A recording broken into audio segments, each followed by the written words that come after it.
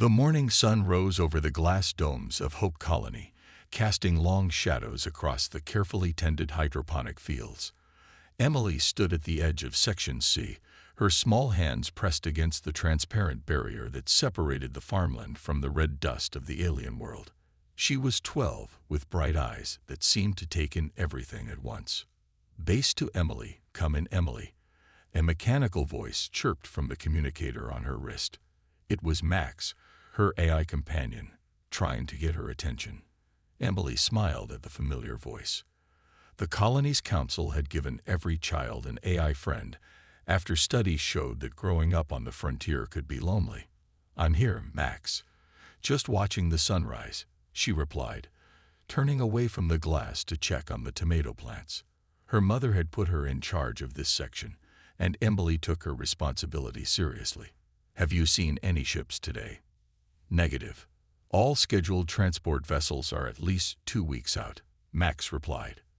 "Though there was some unusual activity in the Kuiper Belt last night. Your father is looking into it." Emily's father, Thomas, was in charge of colony defense. It wasn't usually a busy job.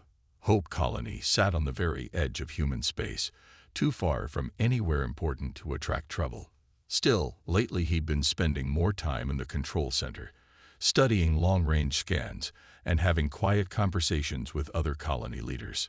"The plants look good," Emily said, changing the subject as she adjusted the water flow to one of the beds. "Do you think we'll win the Harvest Festival this year?" "Based on current growth patterns and nutrient levels, I calculate a 73.4% chance of your section producing the largest tomatoes," Max replied with a hint of pride in its synthetic voice. Emily walked between the rows, checking each plant carefully. The colony depended on these crops, along with the other sections managed by different families. They had been on this planet for 3 years now, and every season brought better yields than the last. She particularly loved how the morning light made the leaves glow green, something she'd only seen in videos of Earth. A shadow passed overhead, briefly darkening the dome. Emily looked up, expecting to see one of the maintenance drones. Instead, she saw something that made her heart skip a beat, a large, dark shape moving across the sky. "Max, what was that?" she asked, her voice barely a whisper. There was an unusual pause before the AI responded. "Unknown vessel detected in low orbit. Configuration does not match any known human designs. Your father has been notified." The colony's warning system remained silent, but Emily could see people moving quickly between the domes. She spotted her mother, Anne, walking rapidly toward their section, trying to look calm, but moving with unusual purpose. "Emily, honey, time to come inside," Anne called out, her voice steady but tight. Years of colonial life had taught everyone how to stay calm in unexpected situations. "But the plants," Emily started to protest. "They'll be fine for now. We need to go to the community center for a while," her mother said, reaching for her hand. "Your father wants everyone together until we know more about our visitors." As they walked quickly between the domes, Emily saw more shapes in the sky. Smaller ones now, moving in patterns that reminded her of the falling leaves she'd seen in Earth videos. The colony had practiced for first contact scenarios, but this felt different from their drills. "Mom, are they aliens?" Emily asked, clutching her mother's hand tighter. "We don't know yet, sweetie, but your father and the council will handle everything. That's why we practice," Anne replied, squeezing her hand back. They were halfway to the community center when Max spoke again, its voice unusually formal. "Multiple unknown craft entering atmosphere. Defense systems activating. Please proceed to designated shelter areas immediately." Emily looked up one last time. The morning sun caught something metallic in the sky, something beautiful and terrifying at the same time. She had always wanted to meet aliens, had studied every known species in her lessons. But now, watching those ships descend through the rose-colored sky of her home, she felt afraid for the first time since they'd landed on this world. The distant sound of the colony's defense systems powering up echoed across the plain. Emily thought about her tomato plants, about the harvest festival that was supposed to happen next week, about the small collection of rocks she'd been gathering to show her class. She hoped whatever was happening wouldn't take long. She had work to do, after all. The colony was counting on those tomatoes. The community center buzzed with worried voices as more colonists arrived.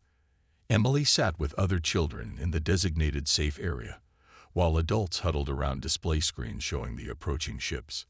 Her father's voice came through the colony speakers, calm and steady. "This is Hope Colony Defense Coordinator Thomas speaking to approaching vessels. We are a peaceful settlement and welcome diplomatic contact. Please respond on standard frequencies." The response came in a burst of strange sounds that the colony's computers quickly translated into English. The voice was flat and mechanical, but the message was clear enough. Human settlement detected. This system falls under Arctic Empire protection. Prepare for inspection and integration procedures. Emily watched her father's face on the main screen as he responded. "We have no record of Arctic Empire claims to this system. Our colony charter was properly filed with the Galactic Council 3 years ago. We request formal diplomatic discussion before any procedures begin." More ships appeared on the tactical displays. Emily's AI companion, Max, quietly provided updates through her wrist communicator. 12 vessels now in orbit. 4 landing craft approaching. Defense systems tracking, but not engaging. The aliens' next message came with images. Tall, angular beings with iridescent scales and multiple arms. Their language seemed harsh, full of clicks and sharp sounds. "Your presence is irregular. Submit to authority or face consequences. Landing vessels will proceed." Emily watched her father work at the defense console, his fingers moving quickly over the controls. He sent another message, this time including colony registration documents and peaceful contact protocols. On the screens, the alien ships continued their descent.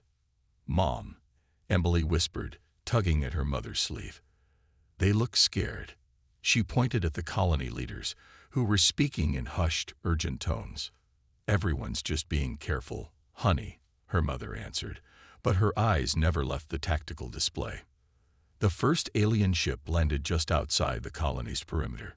Through the community center's windows, Emily could see its strange, angular shape catching the morning light. It was beautiful in a way, like the crystals she sometimes found in the hills. Then everything happened very fast. The colony's automated defenses detected weapon systems powering up on the landed ship. Warnings blared through every speaker. Emily's father's voice cut through the chaos. "All ships, this is your final warning. Power down weapons, or we will defend ourselves." The aliens responded with a single, short message. "Resistance noted.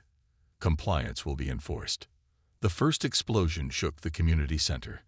The colony's shields flared to life, deflecting energy weapons from the ships still in orbit. Emily's father ordered everyone to move to the underground shelters, but in the confusion and panic, people were moving in all directions. "Emily, stay close," her mother shouted, reaching for her hand. But a second explosion separated them, as part of the ceiling came down. "Mom," Emily called out, trying to see through the smoke. Max's voice came through her communicator. "Emergency protocols activated. Emily, proceed to emergency exit C, follow the lighted path." She started moving, following Max's directions. Through gaps in the smoke, she could see the aliens emerging from their ship. They were even taller than they looked in the images, their scales reflecting the fire and chaos around them. Emily almost reached the emergency exit when she saw something that made her stop. Through the community center's broken windows, she could see her tomato plants in the distance, the dome protecting them cracking under the heat of nearby explosions. Without thinking, she turned and ran toward the agricultural section. "Emily, stop. Emergency protocols require immediate evacuation." Max's voice was urgent now, almost emotional. She didn't listen. Those plants were her responsibility. She had promised to take care of them. She was almost to the dome's entrance when she heard the high-pitched whine of alien weapons. The last thing Emily saw was the morning sun shining through the dome's glass, making her tomato plants glow green, just like she loved. The last thing she heard was Max calling her name, its artificial voice breaking with very real fear. The blast that took her life was broadcast across every frequency in the colony. Her father, watching it happen on the defense center screens, made no sound at all. But in that moment of silence, something changed in the very air of the colony. The aliens, watching their sensors, noticed an immediate shift in human vital signs. Elevated heart rates, increased adrenaline, synchronized breathing patterns. They didn't understand what they were seeing. They couldn't know that they had just made the worst mistake in their empire's history. They had killed a human child, and the galaxy was about to learn why that was unforgivable. The news of Emily's death reached Earth 26 hours later. It traveled across human space in a wave of transmissions, carrying with it her last moments captured by colony sensors.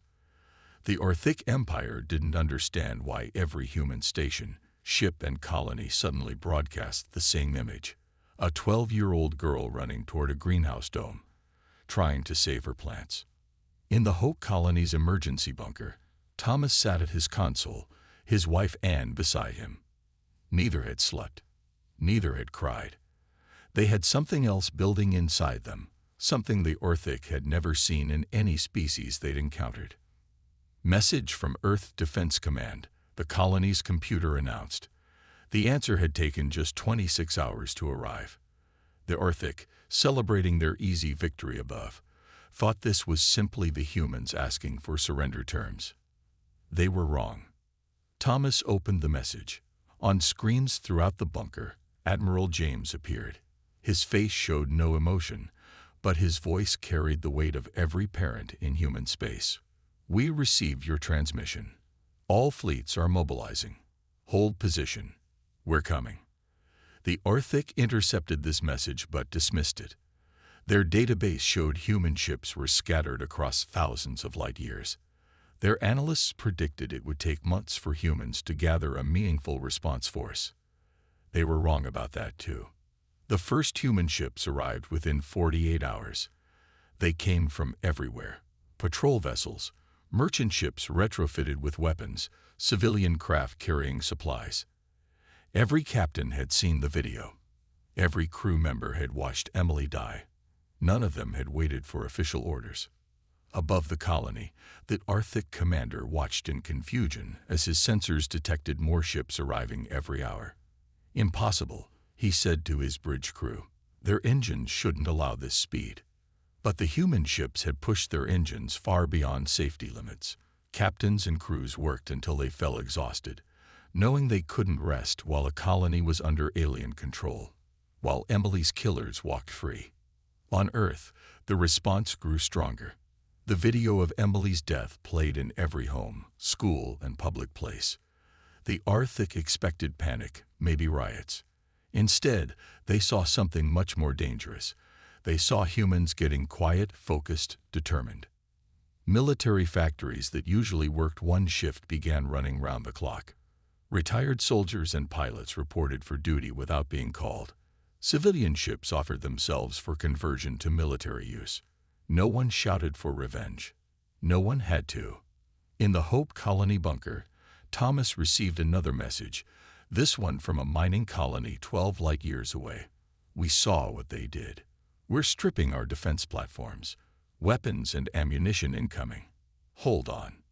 Similar messages poured in from across human space. The Orthic, watching their intercepted communications, still didn't understand. Their own species abandoned their young in times of danger. They assumed humans would do the same. Then Thomas did something that would be remembered for generations. He took every video of Emily. Her birth, her first steps, her working in the greenhouse, her last moments, and broadcast them on all frequencies, even ones that Orthic used. With it, he sent a message. To the Orthic Empire, you didn't just kill a colonist. You killed my daughter. You killed her while she tried to save the plants she promised to protect. Now, I want you to watch. I want you to learn who she was. Because until you understand what you've taken from us, you cannot understand what's coming. The Arctic commander watched these broadcasts with growing unease. His species had no concept of family videos, of keeping images of their young. Slowly, terribly, he began to realize that humans didn't just protect their young. They remembered them. They carried them in their hearts forever. In orbit, the first wave of human ships took up attack positions. They named themselves Emily's Shield. More vessels arrived every hour, each carrying crews who had watched the video, who had seen a little girl die trying to keep her promise to care for simple tomato plants. The Arctic Empire was about to learn that they hadn't just killed a human child. They had given every human in the galaxy a reason to show them exactly what humanity was capable of when someone harmed one of their young. The first battle began at dawn, 3 days after Emily's death. The Arctic ships above Hope Colony had formed a standard defense pattern, confident in their superior numbers and technology. They had fought many species before. They thought they knew war. They were about to learn the difference between war and a parent's vengeance. Every human ship attacked at exactly the same moment, but they didn't fire their weapons first. Instead, they broadcast Emily's voice across all frequencies, a recording from her last birthday, thanking her parents for the telescope they had given her. The Arctic commander ordered his crews to block the transmission, but his technicians couldn't. The humans had found a way to embed the signal in the Arctic's own communication systems. These are primitive tactics, the Arctic commander told his fleet. They try to disturb us with sounds of their dead young. Maintain formation. Show them real warfare. The first Arctic ship exploded 30 seconds later. The humans hadn't used standard weapons. They had loaded their torpedoes with the same fertilizer compounds from Emily's greenhouse, modified to burn through our thick hull plating. As his ship's alarms screamed, the commander realized these humans hadn't prepared for war. They had prepared for revenge. In the colony below, Thomas watched the battle from his defense console. The Arctic still held the ground, but their ships were falling one by one. Each human vessel fought with desperate intensity, their crews pushing their ships beyond design limits. They didn't retreat when hit. They didn't break formation when wounded. They just kept coming. The Arctic tried to understand what they were seeing. Their own warriors fought for glory, for territory, for their empire's expansion. But these humans, they fought differently. Every human ship had Emily's picture painted on its hull. Every transmission began with her name. Every human captain had somehow learned to pronounce the same phrase in the Arctic language. She was 12 years old. More human ships arrived every hour. The Arctic's superior numbers meant nothing now. Their advanced weapons couldn't stop crews who didn't care if they survived, as long as they could take one more enemy with them. This wasn't a battle anymore. It was a lesson written in fire and steel. The human ships had formed a pattern in orbit, though the Arctic didn't recognize it at first. Then one of their cultural analysts noticed the ships had arranged themselves in the same pattern as the tomato plants in Emily's greenhouse. Each explosion, each flash of combat, made the pattern glow like she had loved to see her plants glow in the morning sun. "Send word to the Empire," the Arctic commander ordered. "The humans, they're not fighting like a military. They're fighting like..." He struggled to find the words in his own language. There was no Arctic concept for what he was seeing. In the colony bunker, Thomas received a message from the human fleet admiral. "We're coming down. We'll get her back." He knew what that meant. The Arctic still held the ground where Emily had fallen. Not for much longer. The human dropships descended like falling stars. Each one carried soldiers who had children of their own, who had watched the video of a young girl trying to save her plants. They hit the ground firing, but with precise targets. They would not damage the greenhouse domes Emily had loved. The Arctic ground forces found themselves fighting enemies they couldn't understand. Human soldiers advanced without fear, many carrying pictures of their own children along with their weapons. They didn't take prisoners. They didn't make threats. They just moved forward, step by step, pushing the Arctic back from the colony they had so easily captured just days before. A young Arctic soldier, wounded and watching the humans advance, finally understood. His species measured victory in territory gained and resources taken. But these humans measured it differently. They would not stop until they had taken back every inch of ground where Emily had walked, every place she had touched, every plant she had tended. The battle in space continued as the sun set, the debris of Earthic ships forming new constellations above the colony. In the growing darkness, the greenhouse domes began to glow. The human ships had positioned lights to keep the plants alive. Even in the middle of combat, they remembered Emily's promise to care for her plants. The Earthic Empire was learning, too late, that they had not started a war. They had awakened something much older and much more dangerous, the protective fury of a species that loved its children more than life itself. News of the battle for Hope Colony spread through Arctic space like a wildfire. The Empire's leaders watched in growing horror as more of their fleets reported the same thing. Humans were coming, and they all carried images of the same small girl. The Arctic had killed children before in their conquests. No species had ever responded like this. In the Empire's Grand Assembly, the High Commander faced angry questions from his own people. "Show us this human child," they demanded. So he played Emily's recordings, her laughter, her daily logs about the plants she tended, her last moments trying to save them. The assembly chamber fell silent. The Arctic had never kept records of their dead. They had never understood why other species did. But now, watching Emily's short life play out before them, something changed in their cold, rational minds. "What have we done?" asked an older Arctic scientist. "This human youngling, she died protecting plants. Food for her colony. She had chosen to be their keeper." In Arctic culture, choosing to protect something was the highest form of honor. They had killed someone who embodied their own highest principles. The Empire's allies began withdrawing their support. The merged consciousness of Alpha Centauri sent a public message. "We have reviewed the human child's final actions. She displayed qualities we recognize as sacred. The Arctic Empire stands alone in this conflict." Human ships appeared near every Arctic world now. They didn't attack civilian targets. They didn't threaten or make demands. They simply broadcast Emily's story on all frequencies, showing the galaxy what the Arctic had done. Each broadcast ended with the same message. She was 12 years old. She died protecting lives under her care. Remember her name. The Empire's own young began asking questions their parents couldn't answer. Why had they killed someone who was protecting food plants? Why did humans keep showing them this girl's life? The Arctic educational system had always taught that other species were inferior, that their emotions made them weak. But now they watched humans unite across thousands of light years because of love for a single child.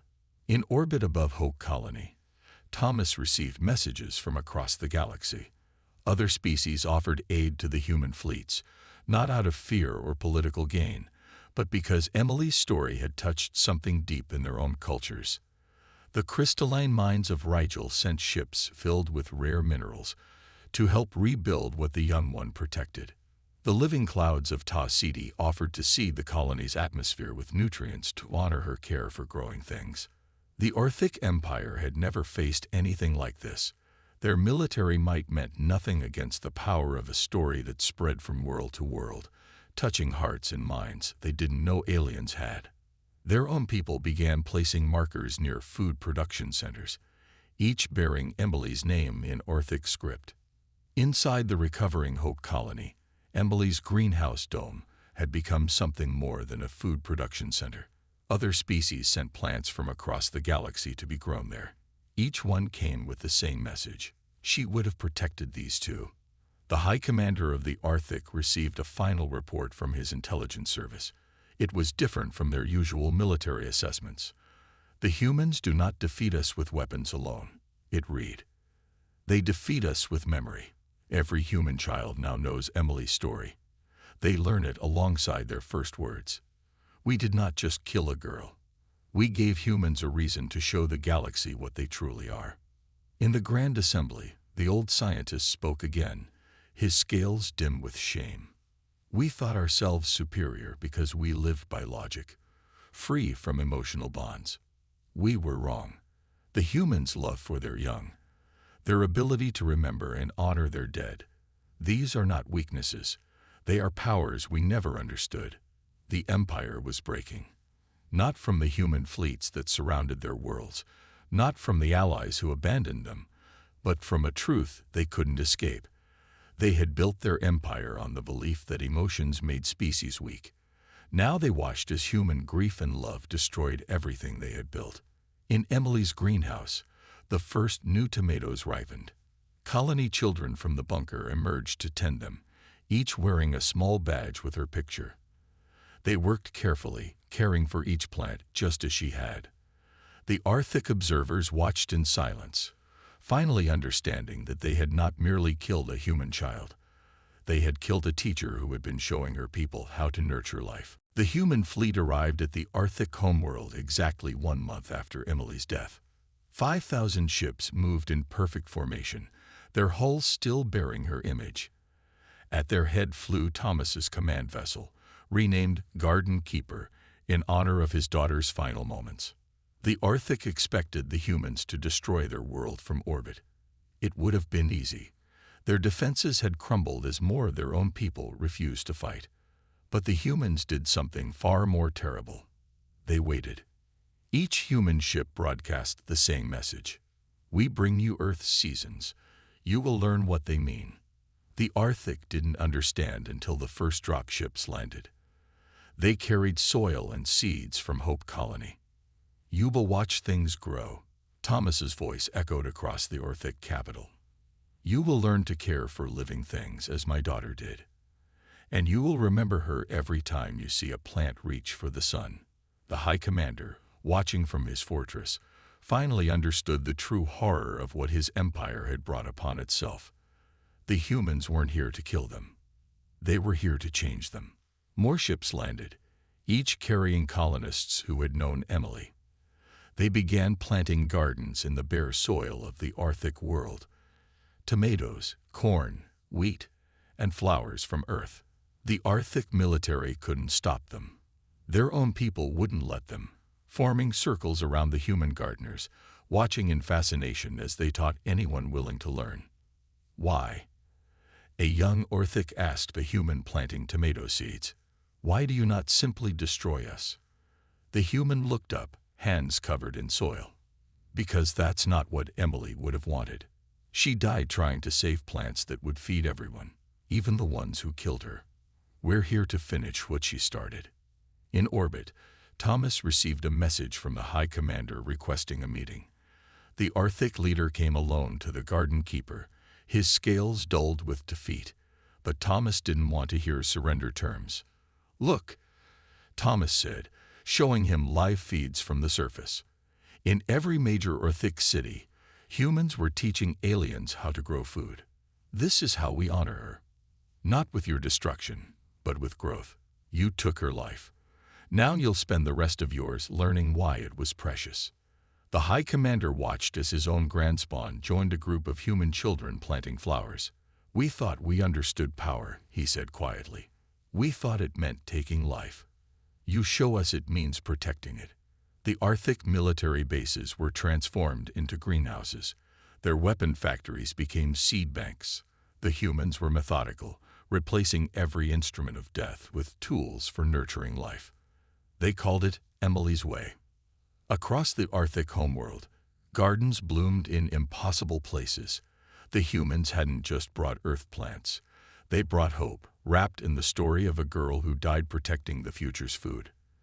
The Arctic young grew up learning to tend these gardens, their hands in soil instead of on weapons. Thomas walked through a newly planted field, remembering how Emily used to check each plant every morning. A Arctic child approached him, holding a small tomato plant with the same careful attention his daughter once showed. We learn her name, the child said in careful English. We learn why she protected plants. Will you teach us more about her? Thomas knelt beside the young alien, seeing in its eyes something he never expected to find here. Understanding. The Arctic were learning what Emily had known instinctively, that caring for growing things changed you, made you better, made you see life as precious. The final battle for the Arctic homeworld wasn't fought with weapons. It was won with seeds, with stories, with the quiet persistence of humans who turned an empire of conquest into fields of green. Every garden became a monument to Emily, every plant a reminder of what the Arctic had lost, and what they were gaining. As the sun set on the changed world, Thomas stood in a field of growing things and finally allowed himself to cry. Around him, Arctic children tended their plants with gentle hands, whispering Emily's name like a prayer for growth and life. They had not destroyed the empire. They had transformed it, one garden at a time, in memory of a girl who died protecting tomorrow's harvest. 5 years after Emily's death, the galaxy gathered at Hope Colony.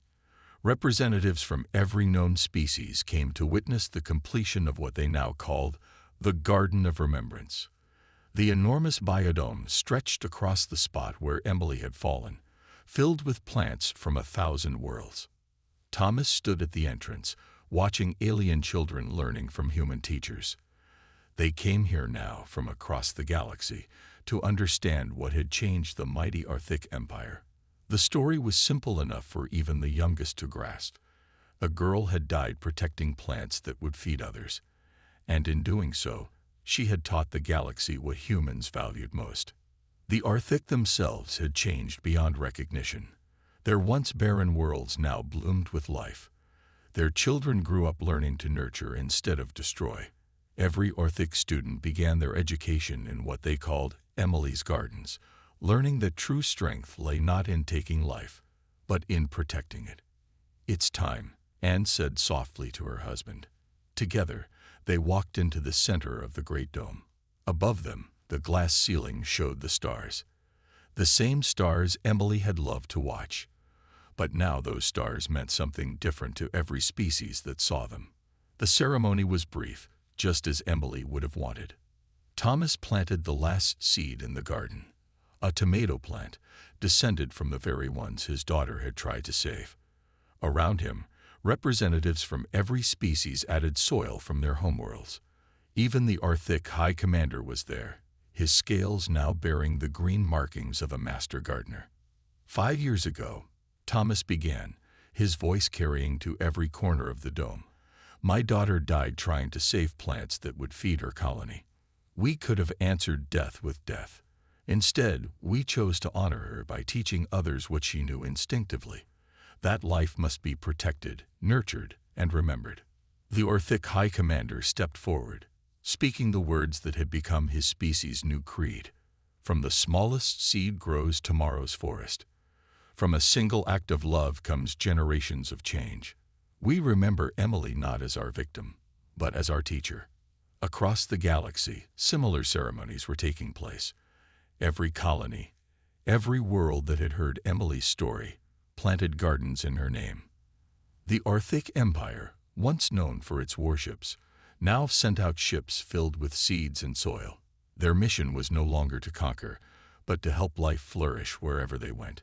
In the years that followed, humans would often find Arctic children leaving small tokens at Emily's memorial, pictures of their first successful harvests, pressed flowers from worlds she never saw, letters thanking her for showing them a better way to live. The Arctic had learned to keep memories, to honor their dead, to understand why humans fought so hard to protect their children. The Galactic Council created a new law, known simply as Emily's Protocol. It required all spacefaring species to study her story, to understand that humans would move stars themselves to avenge a child. But more importantly, it taught them that humans could answer death with life, revenge with renewal. As the ceremony ended, Thomas looked up through the dome's glass ceiling. The stars seemed brighter now, filled with gardens instead of warships.